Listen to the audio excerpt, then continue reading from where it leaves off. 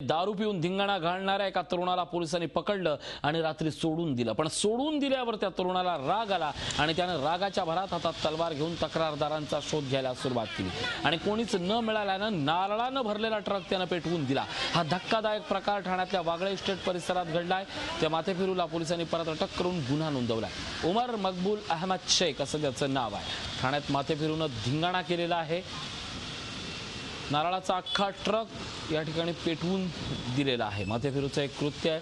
आपल्याला पोलिसांनी का पकडलं याचा राग मनात ठेवून त्या माथेफिरूनं रात्रभर तलवार घेऊन धिंगाणा केला आणि त्याचा राग शांत न झाल्यानं अखेर त्यानं नारळानं भरलेला ट्रक पेटवून दिला आहे। काल रात्री वागळे इस्टेट पोलिसांच्या हातीमध्ये एका इसमाने ट्रक जाळलेला आहे अशी घटना घडलेली आहे। त्याच्यानंतर पोलिसांनी त्या अनुषंगाने गुन्हा दाखल केलेला आहे आणि गुन्ह्याच्या तपासामध्ये सीसीटीव्ही फुटेजच्या आधारे आरोपीला अटक केलेली आहे आणि सध्या आरोपी पोलिसांच्या ताब्यामध्ये आहे। कल लफड़ा हुआ था, वो लफड़े में यहाँ के लड़के लोग थे और वो आया पिया था और बच्चे लोग को डंडे विंडे से मारने को धमकी विमकी देने लगा। बोला तुम लोग इधर से भाग जाओ, इधर से ऐसा ऐसा बोलने लगा।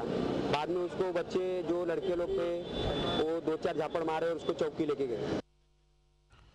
आपण या संदर्भात अधिक प्रश्न माहिती जाणून घेऊयात। आमचे प्रतिनिधी कपिल राऊत आपल्यासोबत आहेत। कपिल, एका तरुणाचं रात्रभर चाललेलं हे माथेफिरूचं एक कृत्य आहे। खरं तर नारळाचा ट्रक जळला इथपर्यंत ठीक आहे, पण यातनं अनुचित प्रकार घडण्याचाही शक्यता जास्त होते। पोलिसांकडनं ही बेफिकिरी झाली की नेमकं काय घडलंय?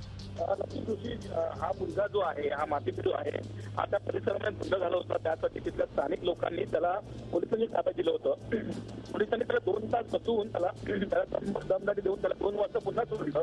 म्हणजे तक्रारदार जे आहे ज्यांनी मला टाकलं त्यांना शोधण्यासाठी हा मुलगा आता तलवारी घेऊन रस्त्यावर उतरला होता। कदाचित जर तक्रारदार कोण समोर आला असतं तर मोठा अनुचित प्रकार घडला असता।